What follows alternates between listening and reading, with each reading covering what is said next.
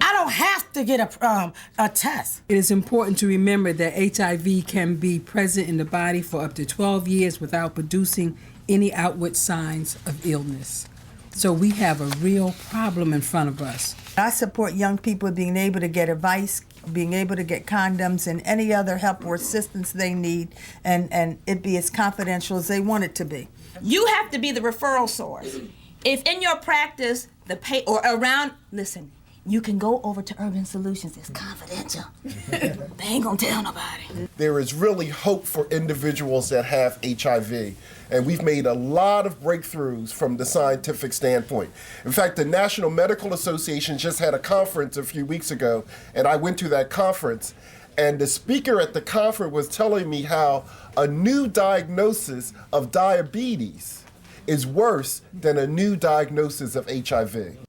With all of the new medicines we have, the protease inhibitors, the combination, some drugs that we have, if those medications are taken properly, the resistance that develops is much lower. You heard about that. Also, there's what they call resistance testing now. So they can test your blood and find out the type of medicines to give you, which are not resistant based on that profile. And they can change that medicine block in relationship to the mutations that occur. I'm really so hopeful with the new vaccines that are being developed. And I don't know how many people are familiar with this, but I checked with the CDC, and there are vaccines currently now being developed. So maybe in the next 10 years or so, we will have vaccines that will both be preventive and treatment vaccines. When you find somebody that's affected with the HIV, don't back up. Embrace them. Let them know that, keep on living. We just have so much. It's just not about HIV and AIDS. It's that we have a life. Because I have AIDS, that don't give me the right to stop living.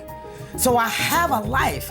If we are not in charge of our bodies, our health, and our lifestyle, we cannot be empowered to do anything. So we have to make information available to youngsters, and we have to make information available to another community, and that is the community who's in shelters, the community who finds themselves on the streets, and that is also the community that is underinsured when it comes to health coverage or having no health insurance. The amount of resources that are being committed to, so providers like Urban Solutions can outreach and reach the communities that need, both in terms of the caliber of the service that is being provided. Because if you provide a high caliber service, there is some considerable cost to treating folks with AIDS. This information is power, and I'm prepared to act. Now, once we get the information, we have to act. We have to take it back to our homes, back to our community, when we have to deal with it with our children. Let someone talk to you confidentially and be able to steer people to services that they may need. So each of you in your own way, if you can, one, when you leave here, make a commitment to tell somebody, particularly somebody young, about the dangers of AIDS and HIV.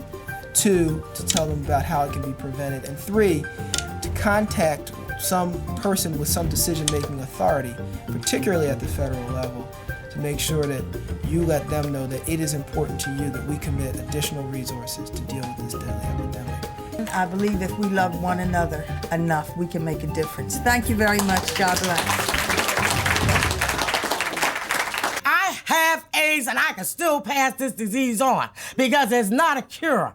It is so many people in this community because I'm telling you, I'm going back way from 1985 when I walked into the clinic and people was going blind. People's face was so skinny. And when I walked into the clinic, I cried because I said, oh my God, this is what I'm going to look like. But look at me now, I'm fat.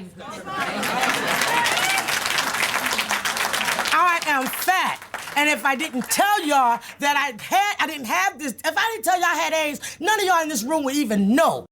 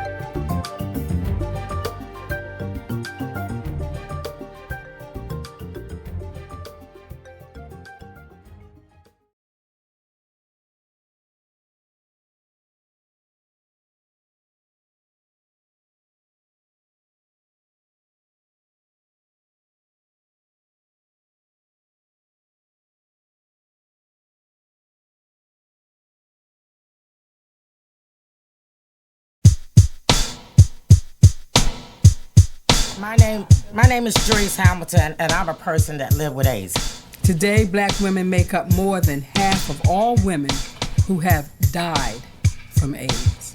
AIDS is growing faster in the African American population than in any other group in this country. But there's a mispopulation, that young boy who's 13 to 18 who's on the down low. There's a lot we do not know. Okay? And I'll say it again. There's a lot we do not know. And we need to know more. I have a passion, not because I live with this disease, because I don't want nobody else to get the disease. The mission of Urban Solutions is to work with health disparities in the African American community. And today we're going to have a program on HIV. On October 20th, 2004, Urban Solutions, a nonprofit health organization dedicated to empowering the community, invited an audience to hear some of Philadelphia's top health experts on the medical and social issues of HIV and AIDS in the community. Vital information that will assist you in making healthy choices in your life and in the life of your friends and family. You will hear firsthand the devastating effects of HIV and AIDS as it still continues to attack our African American communities in this nation. 19 years ago, I did not think that I was going to be here. And I thought I was going to be dead because, let me tell y'all, testing and counseling was totally different because there wasn't no testing and counseling. They just told you that you had this disease and you'd be dead in 6 months. The earliest known case of HIV-1 in a human was from a blood sample collected in 1959 from a man in Kinshasa, that's the Congo. They don't really know how he became infected with this virus, but the theory is that it was by eating meat from animals that this virus got into the human chain. And so the genetic analysis of this blood sample suggested that HIV may have stemmed from a single virus in the late 1940s to 1950s. We know that the virus has existed in the United States since at least the mid to late 1970s. From 1979 to 1981, rare types of pneumonia, cancer, and other illnesses had been reported by doctors in Los Angeles, New York, Chicago, among a number of male patients who had sex with other men. These were conditions not usually found in people with a healthy immune system.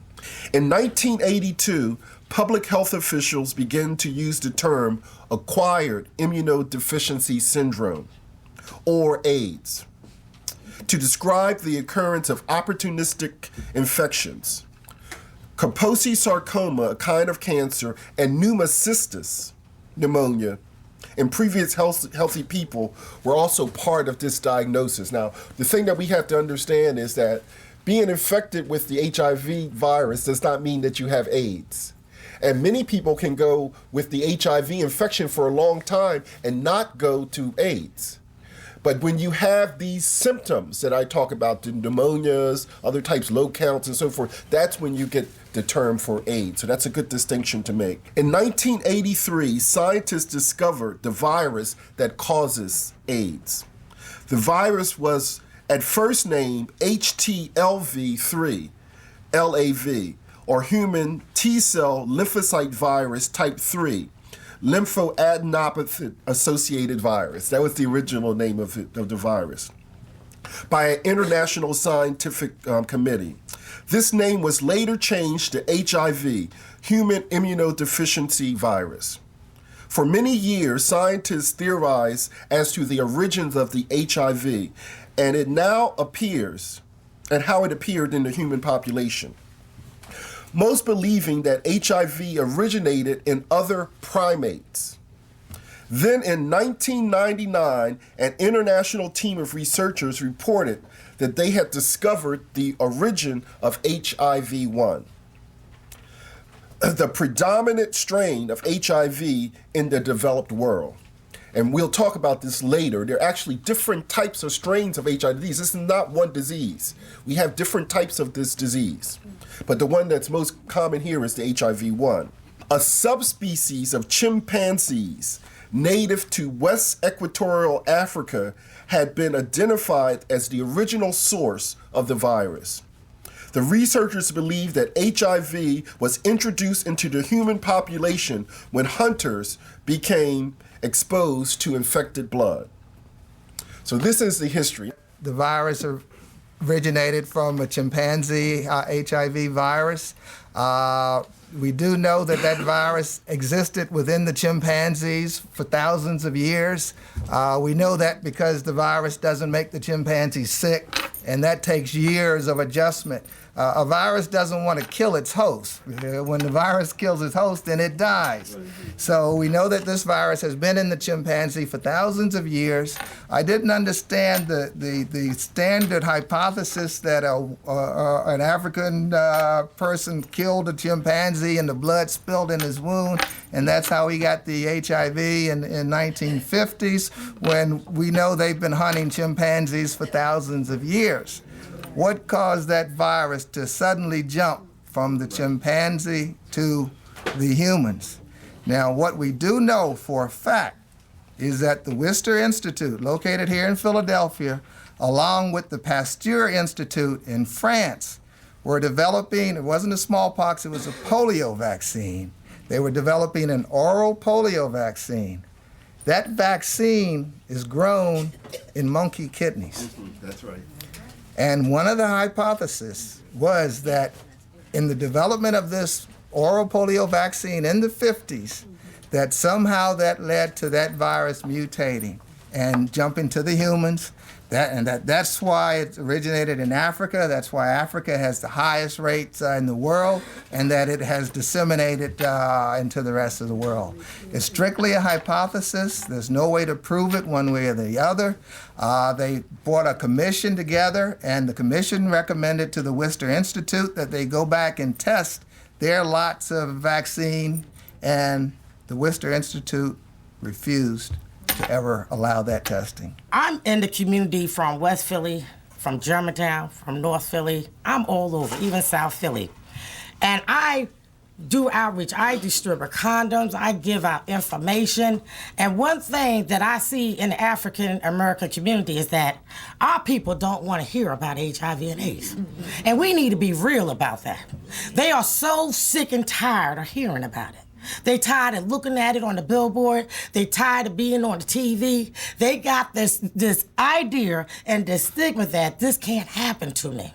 AIDS was a disease basically among men who had sex with other men. Well, now that has changed, and we all know that, unfortunately, AIDS is now rampant in the African American population and is growing faster among African American females than any other group in our country. In this city, 78% of the cases of AIDS are among minority people, and 65% of those are African American people. It's very alarming. I read in the paper, it was in the paper about 6 months ago, that heterosexual activity is now the major form of transmission of AIDS. It's not IV drug use, it's not it's not homosexual activity, it's men and women having sexual intercourse. That is the predominant way that the HIV virus is transmitted now. There are definite cases of transmission in the community from patients, from individuals who have had oral sex, and that's something that needs to be young kids need to be aware of that and taught that as a primary prevention point. Evolving social norms. I'm talking about big time. The emphasis now is delayed marriage. Everybody lives together. The emphasis now, all young girls are having babies. Now, I don't mean teenagers. I mean them 19, 20, 21, 22.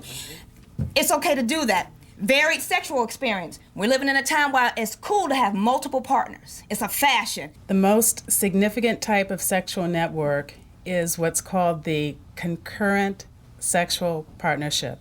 What is a concurrent sexual partnership? A concurrent sexual partnership is a sexual partnership that overlaps in time.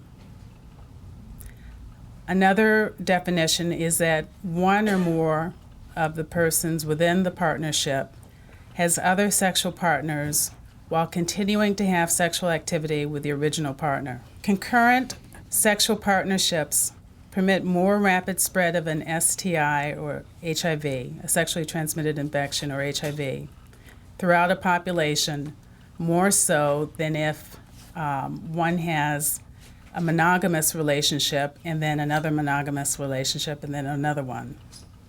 Okay? An individual who is infected by one partner when there is a concurrent sexual partnership already has at his or her disposal other individuals who are at risk for being infected. Earlier partners, when there are concurrent relationships, are put at risk by their partner's subsequent partners. They don't have problem-solving skills. Again, so how can you help me figure out, okay, I need to do this and I need to wear a condom? They don't have that. I don't need to do anything. I need to feel, okay? Because there's a need for innate emotional attachment. That's kind of a basic human need. The ability to make choices. I can't choose to have him use a condom. I can't do that. I can't choose to delay sex because I'm insecure. So what if my choices are not right? Anybody who knows me know I can see 10 patients in a day and 9 of them got it. And anybody who knows me knows this. This is, she talks about my red light district. Don't talk about my babies. They know that. And right there, I'm screening, talking, educating. And believe me, I'm taking care of adolescents with HIV, and it is one challenging task. Even though a family is not discussing it, or a care provider is not discussing it, these young people are sexual. And we have to bring this in the forefront, how if we don't teach them negotiation skills to negotiate safe sex practices, healthy relationships. It's so interesting that Dr. Godley was talking about concurrent relationships. Again, in the Pediatric Infectious Disease Journal just this year, they talked about how concurrent relationships in the adolescent population, that guys overestimate the concurrent relationships in young ladies, while young ladies underestimate. So in an effort, what you see displayed is this girl saying, I'm going to have unprotected sex with you because I want to show you you're my one and only. That's what they're doing. I want to show you it's just about you. Adolescents do not think on an intellectual level. That's what we're supposed to help them to do. They think on an emotional level. So when you say to them, what were you thinking? What do you mean, what was I thinking? You mean, what was I feeling? I'm feeling like I'm loving him right now, and nobody's understanding that right now. They're fragile. They have fragile communication skills. I can't tell you I'm hurting. I can't tell you, so I act out, right? I act out sexually. I act out aggressively, all right? Because again, there's issues of self-esteem and self-concept. I don't know what I want to be. This is what they're all going through, but yet they're hearing songs from Ludacris. They're seeing some video. When they can't control life's chaos, they control their sexual desires, or don't, and they don't control it effectively. I actually have patients who have told me I'm having sex unprotected, 5 guys and 5 girls. Don't miss that population, and nobody's writing about this group. Nobody. And we've seen them, though. We could be passing them. We've seen them. And this is your highest risk group because they're at the Vogue parties. They're having sex with that older man because that's who's going to embrace his sexuality. He can't disclose to his family. I got other issues. I'm a hustler. I'm doing this. I'm failing in school. You want me to tell you that I'm HIV positive? This is the group we can't miss. Young people want to be able to, they want to say, this is what I'm feeling. This is what I'm thinking. And they don't want you to come out of your mouth with nothing crazy. Just listen. Yes. Matter of fact, that's when you're supposed to go back to what I was talking about. If they're insecure, don't know how to make a decision, help them. These are a lot of symptoms that that are consistent with overall flu-like illnesses, fever, lethargy, rash, and I'll actually show you a picture, myalgias, which are muscle aches and pains and headaches.